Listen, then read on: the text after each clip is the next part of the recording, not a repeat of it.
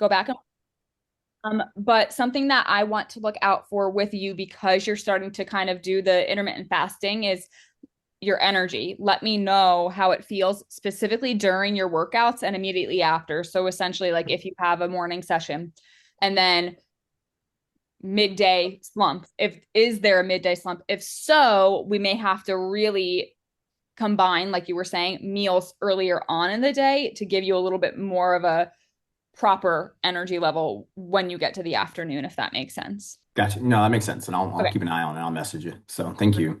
Of course, of course. And the last thing that I'll say before I get my screen shared for everybody is I haven't been able to make all the blueprints yet for a lot of people who just joined the school group. That's my game plan for tonight. So just be on the lookout. If you did not receive a blueprint and we already chatted via messages, you will get one tonight. So I apologize in advance. But with all of that said, there have been a few weeks through this school group. And again, most of you guys are brand new to my group. But there have been a few weeks back and forth where there were a lot of people saying that they really struggle on the weekends, particularly with their nutrition. And a lot of the times, as you guys know, because you have been following blueprints, the majority of you, you know that sometimes weekends can be difficult to stay on par with what your blueprint is. You know that, especially during the summertime, you have certain events that you have to get to on the weekends. And sometimes you kind of get into your own head and start to be disappointed in yourself with decisions that you have made. So, a lot of people in this school group have been saying the same thing where they struggle a lot on the weekends. They have no structure whatsoever. Sometimes people, because there's no structure, they don't eat at all in the morning and they wait until later on once they have plans with family and friends, and then they overindulge. So, with that all said, my thing that I do with my personal one on one nutrition clients is I make their lives a little bit difficult in the sense of forcing them to self reflect. And it sounds cheesy, but self reflection is a great tool when you know you struggle in certain areas of your nutrition. The weekends, using that as an example, is probably the most difficult component for everybody when they are trying to obtain a particular goal, whether that is increasing performance, increasing muscle, losing body fat, what have you. Weekends are always an issue for a lot of people. So, with that all said, I'm going to share my screen and I actually force my clients to either mentally fill out this self reflection sheet or they can fill it out on their phone, they could print it out, what have you. But every single Sunday evening, I sometimes make my clients who struggle on the weekends or struggle anywhere in their nutrition to fill out this self reflection sheet. So, for example, the first question to really prompt your brain to start to realize, like, oh, okay, do I have a bad habit when I get into, let's say, particular social situations? What do I actually do in those social situations? Should I look out for that every time I go do something with people? So, anyway, the first question is a prompt to get your brain to start to think what event, situation, or sometimes a mindset, let's say stress or an event that happened in your life that caused something mentally triggered your behavior.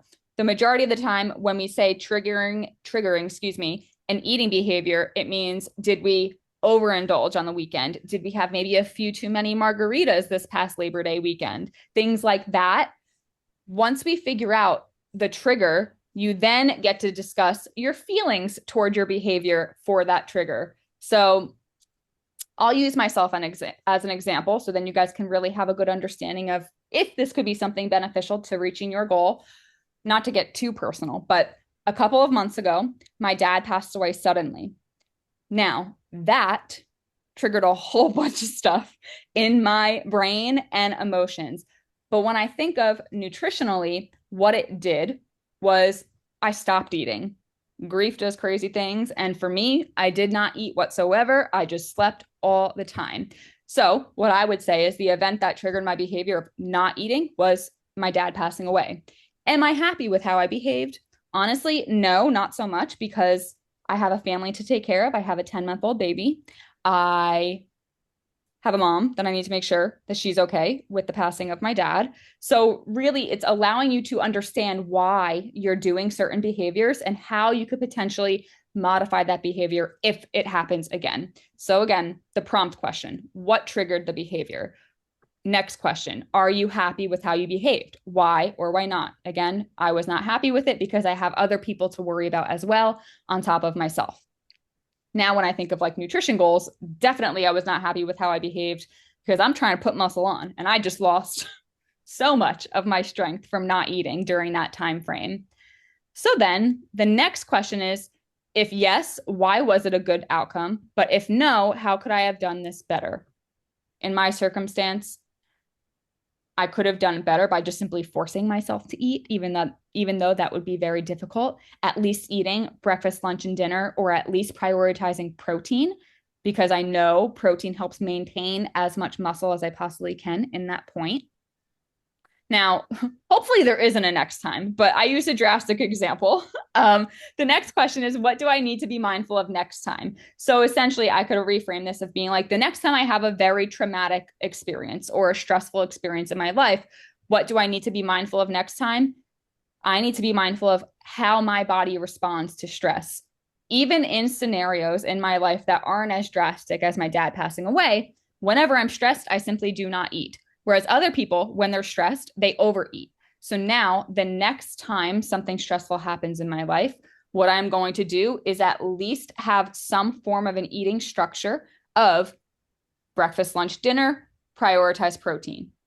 If I do those bare minimum two things, ideally over time, what that allows us to do physiologically and hunger wise is your body gets used to it. And then it will tell you when it's hungry during stressful situations rather than just going into a fight or flight mode. Does that make sense?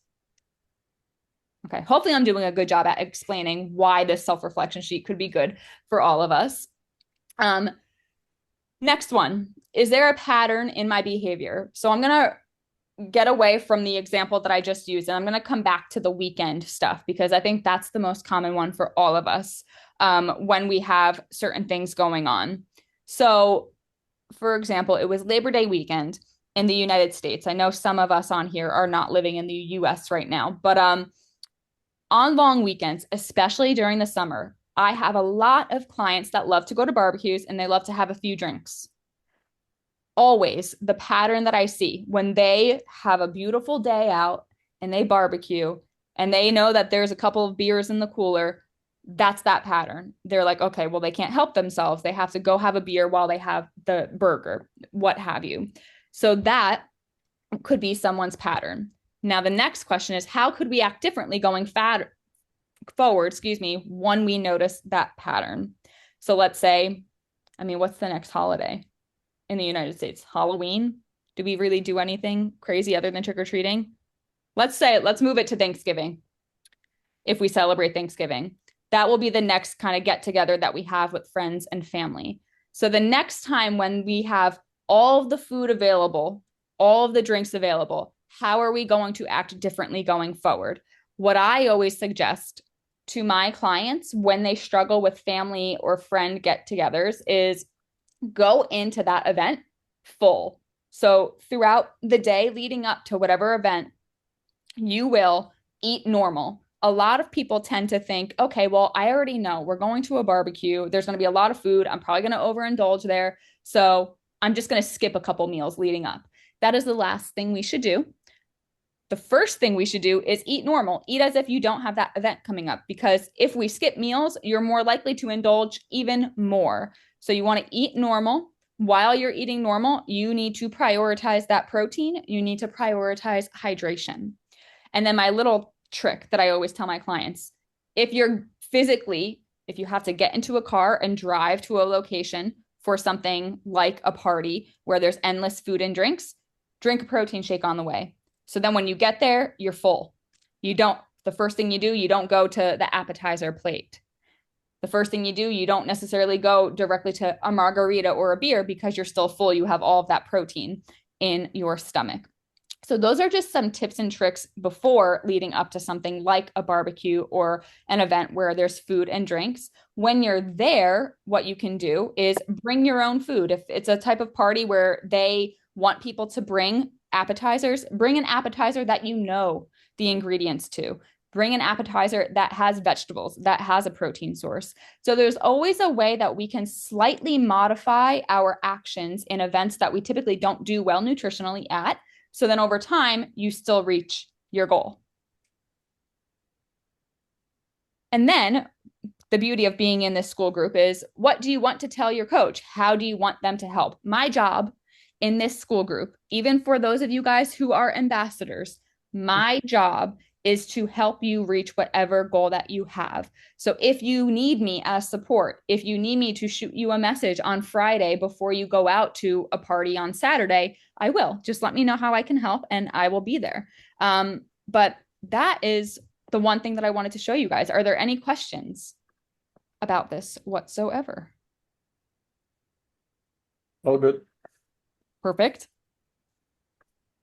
Any points? Does anyone struggle with either weekend eating or drinking when there's like social scenarios? Any struggles like that? I just have people. People?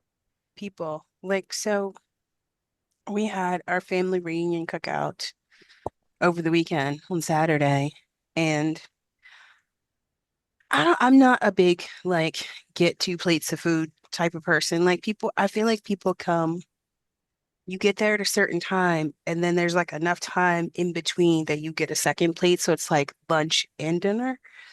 And like my cousin, which I shouldn't give any sort of like credence to anything he says. He's like, "Why are you picking at your food?" Just like, I don't want to have these conversations. Yeah. Like he knows, well, and he said to me, he's like, "I know you want to eat healthy. Like, what do you want to eat?" And at the time, I wasn't hungry because I did exactly what we said. On the way there, I had I had a bottle of water and I had a protein bar on the way because it was far enough drive that I could eat it and be fine. But those conversations get tiresome of like, why aren't you eating? Or like, why are you like not eating? Like, you know what I Yeah. mean? Those Yeah. are tiresome. And I think that too sometimes adds to the like like I said to a friend of mine, it's like sometimes I just don't want to be the person who's on the diet. Well, the good news is, Julie, the goal is to feel like you're not on a diet. Yeah, And but like from pe other people's yeah, perspectives, I mean. yeah. So that's a big thing that I sometimes have conversations with my clients about because a lot of people either A, don't want to feel disrespectful by turning down food that their mother-in-law made or something like that. Um, my it's a lot easier said than done, and I know that before it's going to come out of my mouth. But my biggest suggestion is if you've had X amount of number of conversations with that same individual about your goals and they still have that same mentality, you are more than welcome to shut them down. And I'm sure, respectfully, of course, if you shut them down, they probably won't bring it up again. Now, another thing is for people who are newer to their journey of eating healthy, newer to reaching their goal, and maybe have not had those conversations like you have had yet, my biggest suggestion would maybe have like an open conversation with people who are you were close with and say like, hey, these are my goals. I'm really excited about it. I really hope that you are excited for me and will support me. I'm not looking to have people kind of judge me or feel like I'm being judged, things like that. For example, I'll try and be as like vague as possible because they're still my current client. But I have a client that I don't know if it's a Texas thing. So I apologize in advance to everybody who may live in Texas. But his mom, and it's an Italian thing, I know that. And I can say that because I'm Italian. But his mom will like feel disrespected if he doesn't eat certain things that she makes for him. Eat like casseroles, for example. That's a big thing for his family. And every time he would say like, mom, I have these goals. I'm doing really well at obtaining these goals. And I just don't want to feel like I'm backpedaling by having this. I love you, but I just can't have this right now. And she will blow a gasket, essentially. So my biggest advice is, even if you are respectful of that and they still don't get it, then it could be time that you just surround yourself with other people. Yeah. Nicest way possible. And that's family too, so it's hard. Yeah. But it's very common. Very, very common. Any other points or struggles for anybody? No. I just get full real easy anymore. What'd you say? I said I just get real full. Like I eat my meals, then there's like maybe my third meal. I just get real full, so I don't want to eat the other meal. But I know I don't want to go without eating it. But what do? You know what I mean? It's like, So mm, my suggestion with you, Michelle, and that's a good point, Matt. That's a very good point in the chat. Um, for you, Michelle, because I know what your blueprints look like, uh-huh. your body may have adjusted to the amount of food that you're at. So what I mean by that is like you're in a deficit right now, a pretty decent deficit. Your body may have adjusted, and when that happens, our bodies are very smart, by the way. Our bodies can adjust to a low calorie intake by slowing your metabolism down because it's like, okay, well, I'm at this amount of calories or I'm at this amount of food. It's not a lot, so I need to slow myself down so I can utilize this as energy. So it's slowing your appetite down slash metabolism. What you might need at this point, if it's an issue for you, is a refeed period. And a refeed period is just a slight bump in the amount of food that you're eating. You guys, it doesn't have to be crazy. Let's say for Michelle, she just increases her protein ever so slightly for a couple, maybe a week, I would say, a full week, increase your protein slightly. That will shock your body and be like, oh my gosh, finally, I'm having more calories. Let's spike our metabolism back up because now you have enough coming in. And then that'll kind of get you moving again. It'll get your appetite going again and see if that helps. Oh, yeah, I didn't think about that. That makes sense. Yeah. Because right away, it makes you like, I don't want to eat. Then it's like now I'm missing those Yeah. crucial calories I need, Yeah. especially me. Yeah. Oh, you are? Thank you. Of course. Fair. Fair enough. I think you and I are probably in the same boat, Julie, with not having that appetite for that reason. Um, do the best that you can. Again, a lot easier said than done. Do the best that you can. Eat the protein at the bare minimum. I kind of been leaning into the bars Yeah. and my shakes, Yeah. but like sometimes I'm just like, I can't. Yeah. I just can't. And I know it's just right now it's a lot going on. I came home from I got sick like the day before the games Oh, and like the first 2 days I didn't feel good. I was able to go get some cold medicine and I made it through. But coming home, I just never regained my energy. And then it was the first week of classes and I'm actually taking a face-to-face class, which I haven't done in like 15 years. And it's like all of these things together are creating like this level of anxiety where I'm just like, the last thing I want to do is eat. okay. So I would say I know we had your blueprints. We were talking about your blueprints a few meetings ago. Um, at the bare minimum, depending on how bad it is, I would at least just try to get breakfast, lunch, dinner, even if it's a bar, even if it's just a shake or a smoothie. Get something in so then your body doesn't adjust too much to the lack of. Yeah. And I think also too, I'm getting ready for my 10K, Oh, which that that is that probably it's in today is the four. fourth. It's in 10 days. So I think that's also adding to it. Like I'm a little bit stressed out about it. You'll be okay. My biggest advice is you got to fuel up for that 10K. Yeah, You can I do it. know. You can do it. Just keep me posted because we won't have another session until after your 10K. Okay. Okay. Okay. But yeah, I mean, if you guys don't have anything else, I will let you go. Once this recording is done, downloading to my computer, I will upload it to the school group so you can always refer back to it. And I will also attach that reflection sheet if you wanted to utilize it. It'll be in our school group as well. All right. Perfect. Well, have a good one, you guys. Thank you for joining. Thank Thank you. you. Thank you. Bye. Bye bye, everybody.